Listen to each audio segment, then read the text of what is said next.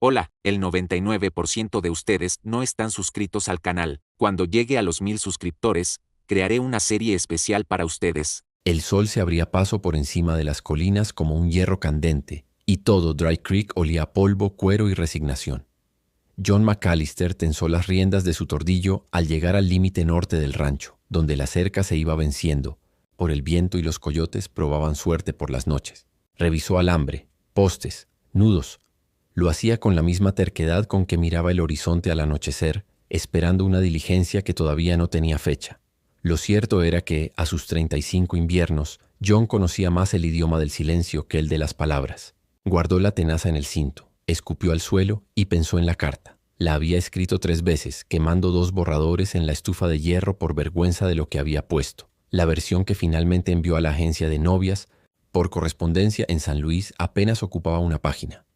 Ranchero católico. No bebo más de lo necesario. Trabajo de sol a sol. Busco mujer trabajadora, modesta y fuerte de carácter.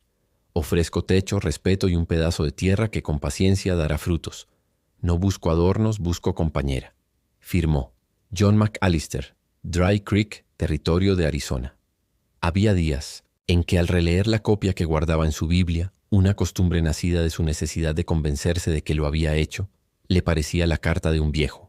Otros días la de un cobarde, pero siempre sentía que se trataba de un salvavidas echado desde un barco que hacía agua por la borda. A media mañana cabalgó hasta el arroyo. El agua, tibia y turbia por el verano, corría perezosa entre los sauces. El rancho, herencia de su padre, era más hueso que carne. Un establo remendado, una casa de madera de una sola pieza con un altillo donde el polvo formaba dunas, y 10 reses huesudas que sabían encontrar sombra hasta en los pensamientos. Desde que su madre falleció, años atrás, el orden lo dictaba a su propia mano. Él cocinaba, él lavaba, él zurcía. Él hacía de médico de fortuna cuando una pezuña se astillaba o un ternero nacía atravesado. Y sin embargo, había cosas que no se podían zurcir con hilo y aguja. El silencio, por ejemplo.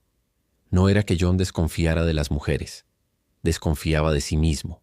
Recordaba muy bien a una bailarina de salón en Abilene, un viaje de venta de ganado hacía años. Su risa de cristales y el perfume dulzón que se pegaba a la camisa como un pecado. Había cruzado 2 frases y sentido arder la cara como si el whisky fuera por dentro y por fuera. Esa noche durmió en el corral del hotel por decisión propia, con la espalda contra el poste y el sombrero tapándole los ojos, avergonzado de lo poco que le había hecho falta para perder el norte. Desde entonces se propuso una brújula sencilla, nada de adornos, nada que brillara, nada que le hiciera temer su propio deseo. Sencilla, murmuró. Trabajadora, fuerte. Las palabras eran como postes clavados alrededor del rancho de su voluntad. Cuando llegó al pueblo para enviar la carta, la oficina de correos olía a tinta, madera vieja y tabaco amargo. La señora Hattie Rowe, maestra de escuela durante la semana y guardiana de cartas los sábados, lo recibió con ese respeto que uno no pide, pero que algunos hombres llevan consigo como un yugo. ¿Algo importante, señor McAllister?, preguntó ella inclinando un poco la cabeza. John dudó un momento. El papel doblado en su mano parecía más pesado que un lingote. Para San Luis, dijo al final. Negocios. Hattie selló el sobre con la precisión de quien firma un decreto. Que la providencia lo acompañe, murmuró. Y John no supo si lo decía por cortesía o porque adivinaba más de lo que él confesaba. Sam Tucker, tahúr de manos suaves y chaleco siempre limpio, estaba recostado en el mostrador fingiendo leer un periódico viejo. Al escuchar la conversación sonrió por un lado. Dicen que de San Luis vienen mercancías finas, comentó.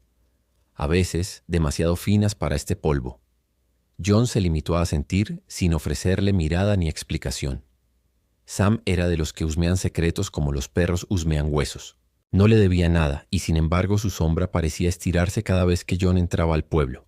En la iglesia el padre Atkinson aceptó el pedido de John sin sorpresa, una bendición corta, casi seca, sobre un hombre que pedía guía sin muchas palabras. De camino al rancho, John pensó que quizá la mujer que respondiera al anuncio no llegaría nunca. O llegaría y sería la clase de persona que el viento del oeste barre con facilidad. En ambos casos su vida seguiría. El ganado no perdona los sentimentalismos. La tierra menos. La respuesta tardó 6 semanas. Un sobre con el sello azul de la agencia, una letra pulcra. Señor McAllister, hemos recibido su solicitud y creemos haber encontrado una candidata adecuada. Su nombre es C.B., de Nueva Orleans. Ha leído con atención su carta y se muestra dispuesta a viajar, siempre que usted cubra el billete y la estancia en Dry Creek por 2 semanas, plazo durante el cual ambas partes podrán decidir si el compromiso continúa. La señorita adjunta una breve presentación. Dentro, una hoja más pequeña, discreta. Me llamo Clara. Sé trabajar con mis manos. Aprendo rápido. No tengo miedo del polvo si hay honestidad bajo el techo. No busco lujo. Busco paz. Clara, repitió John para sí, tanteando el peso de la palabra en la lengua. Clara. Un nombre que prometía luz y, sin embargo, a él le trajo un reflejo de alarma. ¿Qué escondía una mujer que firmaba con iniciales? Nada, quizá. O todo. Pero la agencia tenía buena reputación y, en el fondo, su necesidad pesaba más que sus sospechas. Vendió 2 novillos para pagar el pasaje y un par de arreglos en la casa. En la tienda de la señora Abbott compró un segundo juego de sábanas, 2 platos de loza con un borde azul que le pareció sobrio, una jarra de cristal que devolvía la luz de una forma elegante, casi culpable. ¿Esperamos visita, John?, preguntó la tendera, curiosa sin malicia. Trabajo extra, mintió él sintiendo como el cuello de la camisa le apretaba un poco. Barrió el piso de tablones con una devoción que rozaba la superstición. Sacó las telas del altillo, las sacudió, dejó que el sol se las bebiera. Colgó una cortina nueva en la ventana por primera vez en años y anotó en una hoja su otra costumbre: arreglar bisagra puerta oeste, revisar techo antes de lluvias, aceite lámparas. No se obligó a escribir ensayar conversación con desconocida, pero el pensamiento picoteó su día como un cuervo. Por las noches, junto al fogón, se descubrió ensayando frases, lo cual le parecía una ridiculez mucho más peligrosa que caerse del caballo. «Buenas tardes, señora. Bienvenida a Dry Creek», decía al aire, y luego probaba. «Señora Clara, señorita Clara, Clara a secas». La casa devolvía su voz con una frialdad que le recordaba que las paredes no echaban de menos a nadie. «No busco adornos», se recordó en voz alta, como si con eso pudiera templar el pecho. «Busco una compañera. Un par de veces, Winston». Su perro mestizo levantó la cabeza y lo miró con esa paciencia vieja de los animales que ven a sus dueños luchar contra cosas invisibles. Los días se llenaron con tareas pequeñas que se sentían grandes: arreglar el barril de agua, plantar un par de rosales que le vendieron por 2 monedas como si llevaran milagros adheridos, revisar el arado y aceitar la silla. Cada gesto era una forma de construir un puente hacia alguien que no conocía. Y sin embargo, en las tardes más quietas, cuando el viento se recostaba y el calor quedaba estático sobre el patio, un pensamiento le mordía por dentro. ¿Y si al verla se desarmaba algo que había mantenido firme a fuerza de trabajo y sequedad? ¿Y si la belleza, si es que la había, le devolvía a Bilín a aquella sensación de vértigo que había jurado no volver a sentir? Una tarde encontró a Sam Tucker apoyado en la cerca, jugando con una moneda entre los dedos. «Me llegó el rumor», dijo Sam con una sonrisa que no alcanzaba los ojos. «Viene mujer a Dry Creek. El oeste no perdona a los que se ablandan, John». «Tampoco a los que hablan de más», replicó John sacudiendo el polvo del pantalón. «Si no tiene negocios en mi tierra, márchese». Sam se fue despacio, como quien deja una broma inconclusa para otro día. John lo siguió con la vista hasta que su silueta se disolvió en el ondular del calor. No era miedo lo que sentía, se dijo, sino una advertencia. El desierto tiene oídos y las noticias patas largas. A la semana siguiente llegó un segundo sobre. Fecha de salida, fecha aproximada de llegada. La diligencia de la línea Butterfield haría parada en Dry Creek dentro de 15 días, si los caminos no se ponían caprichosos. Traería, además de correo y 2 cajas de medicinas para el Dr. Evans, a la señorita C. John dobló el papel con cuidado y lo guardó en la Biblia. Al cerrar el libro, sus manos permanecieron un momento sobre las tapas como si rezaran. Tal vez rezaban. Los días siguientes, el trabajo se ordenó en torno a la espera. El rancho, por primera vez desde la muerte de su madre, empezó a parecer una casa y no un puesto de avanzada. John pintó la puerta con una mano de aceite, frotó con jabón los platos hasta que sospechó que nunca habían estado tan limpios. Y, en un arranque que lo hizo reírse de sí mismo, dejó un racimo de flores silvestres, amarillas y testarudas, en un jarro junto a la ventana. El viento del atardecer les arrancaba un olor áspero y honesto. La noche previa al día señalado, el cielo se encapotó de un modo raro. Rayos lejanos recortaban montañas que de día eran colinas modestas. John salió al porche con la manta sobre los hombros y el rifle apoyado en el marco de la puerta. No esperaba nada peligroso, pero la costumbre era otra forma de fe. Winston se enroscó a sus pies. Pensó en su padre, un hombre que hubiera despreciado la idea de buscar esposa por carta por considerarla poco viril. Pensó en su madre, que habría dicho que el amor no siempre llega por los caminos que uno cree. Pensó en la carta de Clara. Aprendo rápido, no busco lujo, busco paz. Imaginó una mujer con manos cortadas por el jabón, con una risa discreta, con un andar que no llamara la atención. Imaginó también, contra su voluntad y contra su brújula, unos ojos que lo miraran de una manera que lo desarmara. Y ese pensamiento lo obligó a enderezarse en la silla, a tragar saliva y a repetir en vano: sencilla, trabajadora, fuerte. Durmió mal. Soñó que el desierto respiraba, que el viento tenía pasos y que un tren, no una diligencia, irrumpía en Dry Creek soltando chispas como estrellas. Despertó antes del amanecer con la camisa pegada a la espalda. El cielo, lavado por una llovizna mínima, parecía más cercano. Almorzó temprano, ensilló y salió al camino con suficiente tiempo como para no tener que apurarse. A medida que se acercaba al pueblo, el polvo se levantaba en una nube mansa a la altura de sus botas. Las gallinas de la señora Abbott cruzaron la calle como un ejército desordenado. El herrero levantó la vista del yunque y saludó con un gesto. El padre Atkinson barrió la entrada de la iglesia con una escoba en la que quedaban más nudos que paja. John ató el caballo a la sombra del único fresno del pueblo y caminó hasta el punto donde la diligencia acostumbraba detenerse. Se quedó de pie, las manos en la hebilla del cinturón, el sombrero calado. Respiró hondo.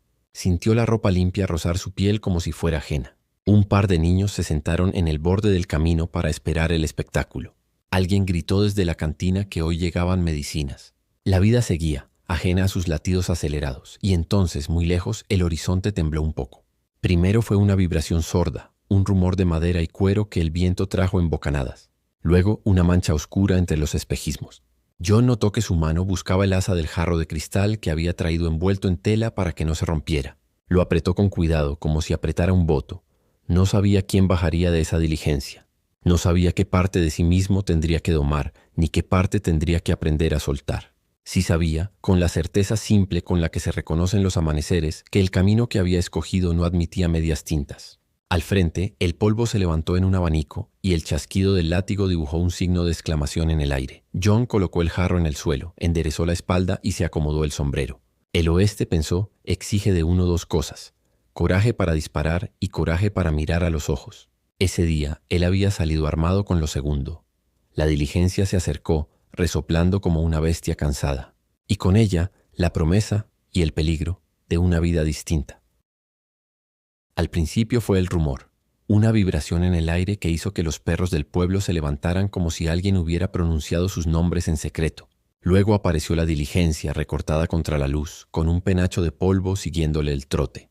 John notó cómo los chicos del pueblo abandonaban las canicas y se subían al abrevadero para mirar mejor, y cómo el herrero dejaba caer el martillo, un sonido de campana ahogada. Lo único que no se movió fue el fresno, en cuya sombra John se había plantado como un poste. El cochero frenó con un tirón suave. Los caballos resoplaron y el polvo por un instante pareció suspenderse antes de rendirse y volver al camino. La puerta se abrió y bajó primero un comerciante panza arriba, sombrero de copa tristemente vencido. Luego una mujer con un bebé que no lloró, solo abrió los ojos como si el mundo fuera una promesa creíble. Al final, una figura alta en un vestido azul que más que bajar pareció desplegarse. John no era hombre de palabras floridas, pero la imagen se le clavó como un cuchillo limpio, cabello oscuro, piel clara que no conocía ese sol, un giro de cabeza atento como el de quien aprende rápido los ruidos nuevos. «¿Señor McAllister?», preguntó ella, y en esa pregunta había una cortesía antigua y un borde que John no supo descifrar. Tardó un segundo en despegar la lengua. «Sí, señora», se corrigió. «Señorita». «Clara Beaumont», dijo, tendiéndole la mano con naturalidad. La mano era firme, no fría, no temblorosa. John la sostuvo un instante y la soltó, consciente de la deuda que acababa de adquirir con su propia calma. A su espalda oyó el chasquido gomoso de un tabaco. Sam Tucker observaba desde el porche de la cantina con un medio gesto de saludo que parecía más un cebo que una cortesía. «Bienvenida a Dry Creek», dijo John. Señaló el jarro envuelto en tela a sus pies. «Traje agua. El día está bravo». Clara bebió con una gratitud que no hizo teatro. Solo un gracias pronunciado con una claridad que justificaba su nombre. Cuando dejó el jarro, se acomodó el guante y miró alrededor, como quien toma inventario del lugar donde aterriza. El polvillo en las ventanas de la oficina de correos, las patas huesudas del perro de la señora Abbott, la línea de montañas que cerraba el horizonte como un libro. Hattie Rowe cruzó desde la oficina con un sobre en la mano. Señor McAllister, señorita Beaumont, dijo con esa autoridad afable que le salía sin esfuerzo. La agencia envió el acuerdo de las 2 semanas. Nada que no sepan.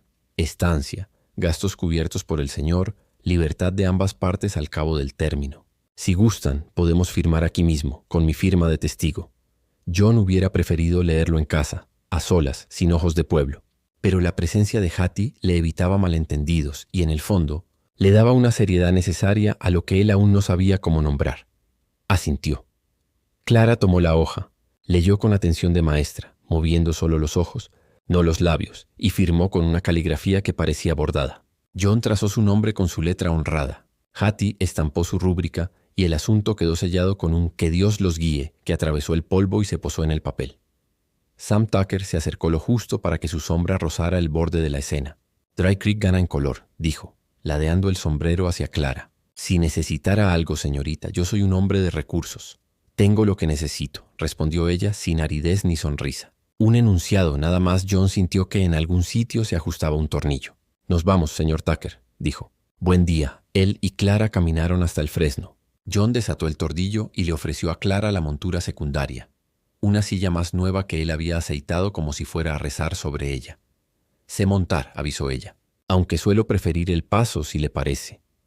«Lo que le sea más cómodo», dijo John, sorprendido de oír su voz más grave. Salieron del pueblo por el camino que serpenteaba entre pastos quemados y parches de sombra. Winston, que había esperado a John echado junto al fresno, se levantó y trotó detrás, olisqueando el aire alrededor de la recién llegada con diplomacia canina. «¿Siempre es así de quieto?», preguntó Clara señalando el horizonte. «El desierto hace ruido a su modo», respondió John. «Hay que aprender a oírlo». «Aprendo rápido», dijo ella, y él recordó la línea de la carta como quien tropieza con una piedra familiar. No hablaron mucho en el trayecto. John le señaló el arroyo, los límites del terreno, el sitio donde a veces se escondían los coyotes. Clara, por su parte, guardó preguntas para más tarde, como si supiera que el silencio inicial era parte de un protocolo no escrito. Cuando por fin el tejado del rancho asomó, a Clara se le escapó una sonrisa breve. «Me gusta que la casa mire a la sombra de la tarde», comentó.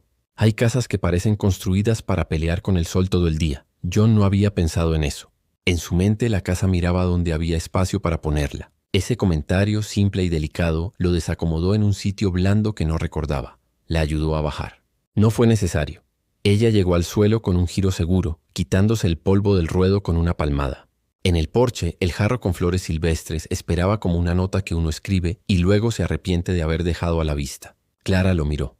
«Bonitas», dijo, y acercó la nariz. «Huelen a campo de verdad, no a perfume que engaña». John quiso responder algo inteligente, pero lo único que se le ocurrió fue abrir la puerta. «Tiene su cuarto», explicó. «Limpio. Si falta algo me dice. No quiero», buscó la palabra, «inconveniencias». «Aprecio la consideración», respondió ella recorriendo con una mirada práctica el cuarto. Cama, cofre, jarra, una sola silla, la ventana con cortina nueva.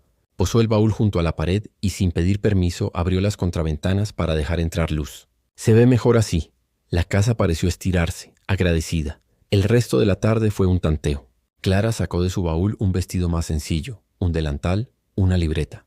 El vestido azul que en el pueblo había brillado como una bandera quedó colgado de un clavo con una naturalidad que lo despojó del dramatismo. En la cocina John ofreció café, pan y un poco de carne salada. Ella aceptó, y mientras él encendía el fogón, preguntó por las cosas que se preguntan cuando se llega a un lugar. ¿Dónde se guarda el maíz? Si hay gallinas, cuándo se corta la leña, si llueve seguido. «Poco», contestó John a la última. «Cuando lo hace hay que dejarlo todo y escuchar». «Escuchar», repitió ella probando la palabra como si fuera una especia nueva. Comieron sin prisa. Clara partía el pan en trozos iguales, sin mirarlos. John, consciente de sus propias manos, se descubrió lavando el plato con más esmero del que exigía el barro. Winston se acurrucó entre ambos, como quien intenta decidir a quién le pertenece la casa ahora. «Agradezco que haya firmado el acuerdo», dijo Clara cuando el silencio ya se había apaciguado. 2 semanas alcanzan para saber si el polvo se mete en el alma o solo en los zapatos. John asintió. No quería. La frase se le atascó. «No soy hombre de prisas». «Ni yo», dijo ella. Había en Clara una serenidad que no era frialdad. Era otra cosa, un pulso parejo, una forma de estar que el desierto entendía. John lo notó cuando salieron a ver caer la tarde. Ella no llenó el silencio con historias. Dejó que el cielo hiciera lo suyo. Al rato, como si obedeciera una música interna, empezó a tararear una melodía corta, de vaivén leve, con palabras en francés que flotaron un momento y luego se disiparon. John miró la línea azul de las montañas y sintió que ese tarareo le cosía una doble puntada al día. Mi madre cantaba algo así, dijo sin pensar. La mía también, respondió Clara, pero lo hacía para que yo dejara de preguntar. A veces la música sirve para eso. John no quiso preguntar qué preguntas eran esas. Su instinto le dijo que llegaría el momento. En lugar de eso, se levantó para revisar el corral. Ella lo siguió sin pedir permiso y lo ayudó a fijar una tabla suelta. Tenía manos que no fingían. Las yemas eran suaves, sí, pero los dedos sabían apretar el clavo en el ángulo correcto. No soy inútil, comentó casi divertida. Aprendí más cosas de las que se esperaban de mí. Se nota, dijo John, sosteniendo la tabla mientras ella golpeaba. Cada vez que el martillo bajaba, él sentía un eco ordenarse en su pecho. La primera noche, John dispuso una manta de más en el cuarto de Clara y dejó, sin saber por qué, la Biblia sobre la mesa de la cocina. Ella notó el libro al pasar. ¿Cree mucho, señor McAllister? Preguntó no por pelea, sino por cartografía. Creo lo justo, respondió. Y en la cerca bien hecha. Clara sonrió.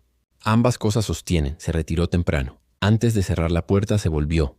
Gracias por el jarro. Las flores hacen menos grande una habitación desconocida.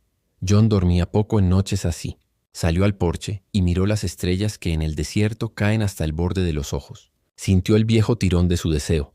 No por el cuerpo de Clara, que también, sino por la promesa de una vida compartida, y lo sujetó con ambas manos como si estuviera conteniendo un caballo joven. No era miedo, se dijo. Era respeto, a ella y a lo que podría ser. En el pueblo, mientras tanto, Sam Tucker entró a la oficina de correos cuando Hattie ya bajaba la lámpara. ¿A qué hora llegó la diligencia?, preguntó mirando con desinterés aprendido los casilleros de madera. A la hora de siempre, dijo Hattie. Y me voy a mi casa a la hora de siempre, señor Tucker. Sam, sin perder la sonrisa, dejó sobre el mostrador una moneda de plata. Para el fondo de la escuela, dijo. Dicen que los niños aprenden más rápido con buena tiza. Y con menos chismosos alrededor, replicó Hattie descolgando su chal. Que pase buena noche. Cuando Hattie apagó por fin la luz, Sam cruzó al telégrafo. El operador, un hombre de dedos amarillentos por la nicotina, le debía 2 favores y una partida de póker. ¿Se puede mandar un recado a Nueva Orleans?, preguntó Sam dejando otra moneda más pequeña. Algo sencillo. Asunto de interés en Dry Creek. CB localizada. El operador parpadeó incómodo. ¿Nombre del destinatario? Sam se miró las uñas, cuidadas con atención anormal para esos pagos. Mande a la compañía Dupré en Beaumont. Ellos sabrán a quién. La línea chisporroteó un poco, como lo hacen las noticias que van a dar vueltas. Sam salió a la calle con las manos en los bolsillos y una canción mala en la boca. El desierto, ajeno y enorme, continuó su respiración larga. A la mañana siguiente, el rancho despertó con olor a café y a pan tostado. John, que solía desayunar un resto de cualquiera de sus cenas, se encontró sentado a una mesa que era la misma y no. Clara había abierto la ventana del este para que el sol entrara solo un poco, el justo. Había puesto el jarro, el suyo, en el centro, con las flores remozadas. Hoy puedo ayudar con el gallinero, dijo sirviéndose. También puedo lavar si me enseña dónde guarda la lejía. No tiene que... empezó John. Quiero, lo interrumpió sin dureza. Si me quedo 2 semanas mirando, no voy a entender de qué está hecho su día. Se ensuciaron pronto. Clara se rió una vez sincera cuando una gallina altiva la desairó. Y otra, más baja, cuando Winston decidió que su puesto era escoltarla como si fuera una ternera recién llegada. Al mediodía tenía una ampolla pequeñita en la base del pulgar. John le alcanzó un frasco. Árnica, explicó. Sirve para golpes y para orgullo. Para el orgullo. Más, bromeó ella untándose con cuidado. Fue ese momento. El de sus dedos impregnados de pomada, el que puso a prueba a John. Bastaba estirar la mano y tocarle el dorso. Un gesto protector nada más. No lo hizo. Se quedó de pie, a medio metro, con las manos apoyadas en el cinturón y la mandíbula alineada. Clara alzó la vista y leyó. No había otra palabra, el esfuerzo que le suponía a ese hombre sostener la frontera invisible que había prometido. Bajó la mirada respetuosa y se puso a recoger cáscaras de maíz. Con la tarde llegaron las primeras palabras personales, como un goteo. ¿Siempre ha vivido aquí?, preguntó Clara. Desde que mi padre clavó el primer poste, dijo John. Fui a Abilene una vez. No me gustó el ruido. A mí me gustó demasiado, admitió ella con una sombra breve. Por eso me vine. No explicó más. No tenía por qué. John, que no era torpe del todo, entendió que había un después que aún no estaban listos para tocar. Antes del anochecer, él la llevó al arroyo. El agua ese día corría con un empeño que no había mostrado en semanas. «Aquí viene a beber el ganado», dijo. Y yo, cuando el mundo se me sube al cuello, Clara se arrodilló, mojó los dedos y se salpicó la frente, como una especie de bautismo privado. «Nueva Orleans también tiene agua», dijo. «Demasiada, a veces. Pero el ruido de allá no deja oírla bien. Aquí el agua parece decirte que hay tiempo». «A veces lo hay», respondió John. «A veces no». Clara lo miró, y ese cruce de miradas fue más honesto que cualquier confesión. No duró mucho. El oeste no es lugar para sostener los ojos demasiado tiempo sin consecuencias. Se levantaron casi al mismo tiempo y volvieron a casa en un silencio que ya no pesaba. Esa noche, después de cenar, Clara sacó de su baúl una libreta. John la vio escribir algo, 2 líneas apenas. «¿Diario?», preguntó sintiéndose invasor. «Listas», corrigió ella. «Hago listas cuando no sé por dónde empezar. Aprender a encender el fogón sin que se me ahogue el fuego. Reconocer la nube que trae lluvia de la que solo trae polvo. Ganarme a Winston. Cosas así». «La tercera la tiene casi hecha», dijo John al ver al perro dormido sobre el borde de su falda. Antes de irse a dormir, Clara dejó la libreta cerrada y apoyó el lomo de la mano en el marco de su puerta. «Señor McAllister», dijo, y el señor llevaba consigo respeto sincero, no distancia. «Gracias por la casa y por la paciencia». «No es paciencia», respondió él. «Es cuidado». Clara inclinó la cabeza como aceptando un obsequio que no se pesa en balanzas. Cerró la puerta. John se quedó mirando el madero un segundo como si pudiera ver a través, y luego buscó el porche, el cielo, el alivio del aire nocturno. En algún punto un coyote ululó con desgano. Muy lejos, quizá en el hilo de cobre del telégrafo, una chispa continuaba su camino hacia el este. John no oyó esa chispa, pero sí un rumor nuevo, el de una vida que sin hacer ruido empezaba a encajar. Y con él un temor antiguo y limpio, no a la mujer que había llegado, sino a ese deseo de protegerla y de ser visto por ella tal cual era. Se sentó en el escalón y por primera vez en mucho tiempo no deseó estar en otro lado. La noche se cerró sin promesas grandilocuentes. Bastó con una certeza pequeña. Al día siguiente el rancho tendría 2 pares de manos y 2 silencios que empezaban a aprendérselos el uno al otro. Y eso, en el oeste, ya era mucho. La tercera mañana después de la llegada de Clara amaneció sin brisa. El aire estaba tan quieto que los álamos parecían pintados y no reales. John se levantó antes del alba, como siempre, pero el rancho no era ya el mismo. Había un segundo par de pasos que se escuchaban dentro de la casa. Un murmullo suave de voz femenina que tarareaba algo en francés mientras encendía el fogón. Ese sonido, más que el canto de los gallos, lo obligaba a salir de la cama.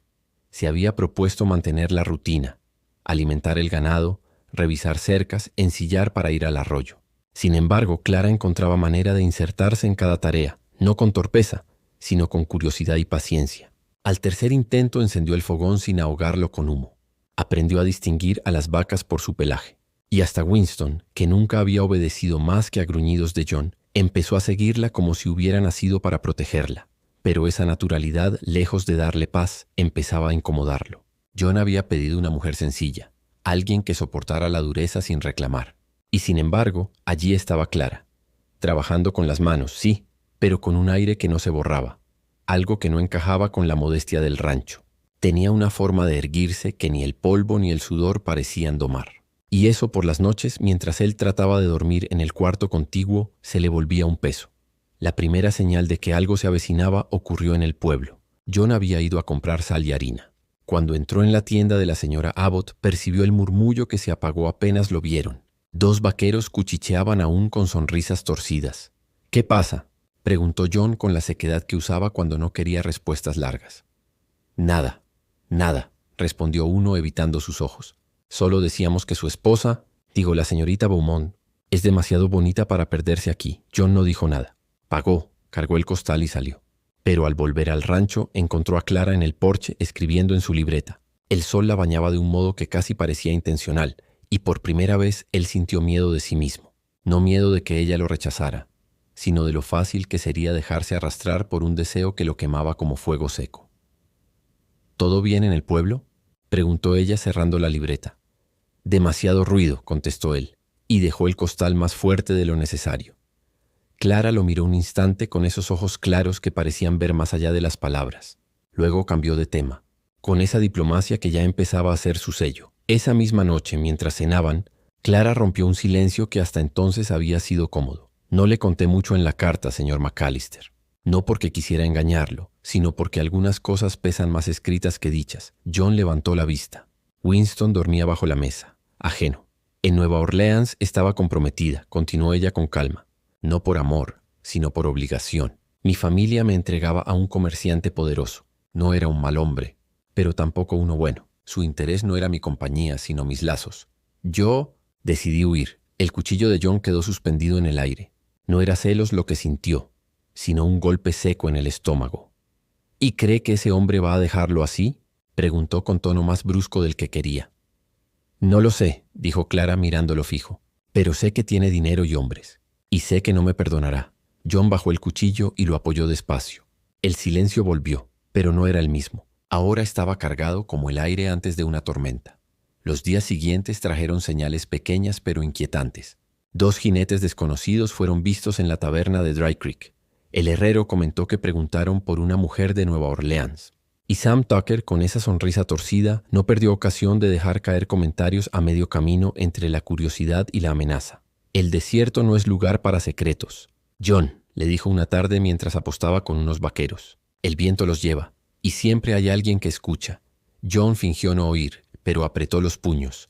En el rancho, Clara se esforzaba por encajar. Pero a las noches, cuando creía que John dormía, él alcanzaba a escuchar su voz cantando bajito. No era un canto alegre, sino una súplica. Una canción de río, de nostalgia.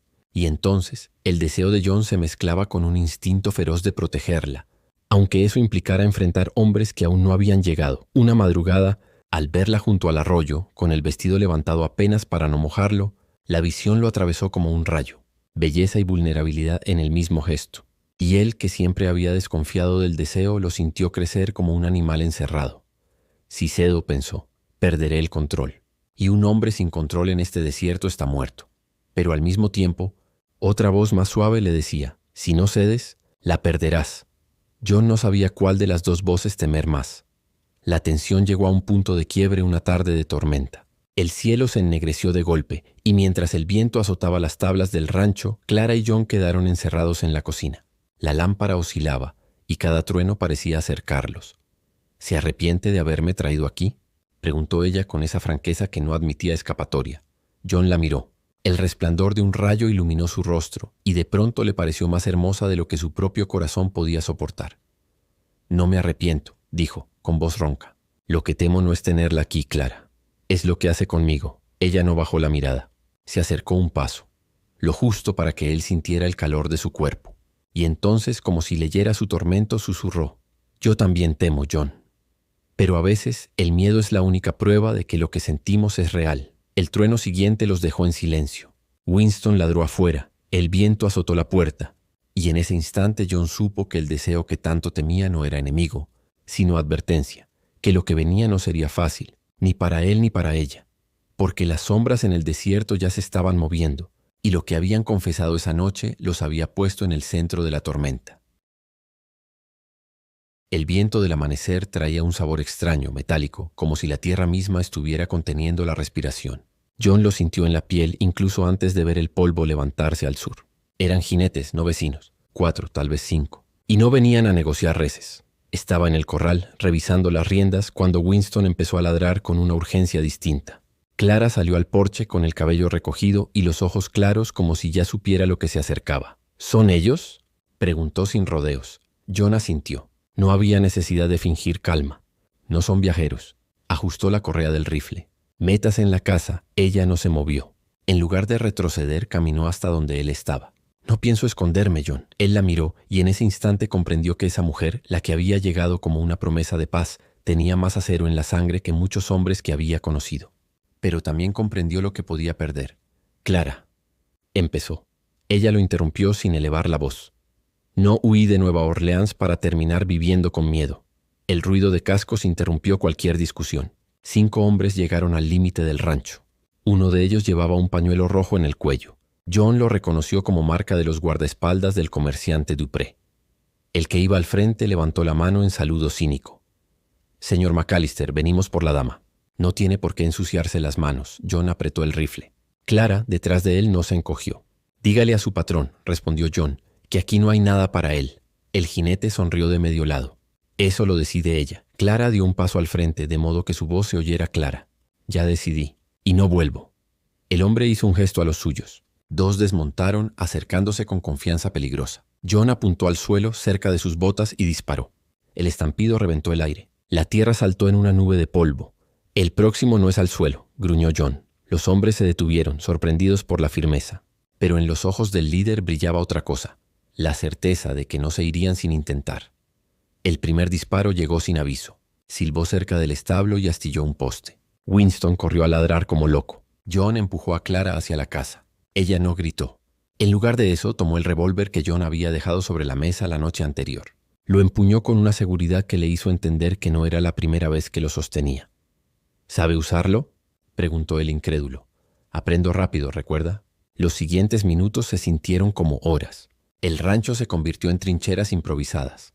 John disparaba desde el porche, Clara desde la ventana. Los atacantes respondían desde los caballos, cubriéndose con la polvareda. El eco de las detonaciones rebotaba en las colinas, mezclado con el bramido de las vacas asustadas. Uno de los hombres cayó, herido en el hombro. Otro soltó el caballo y se arrastró hacia una roca.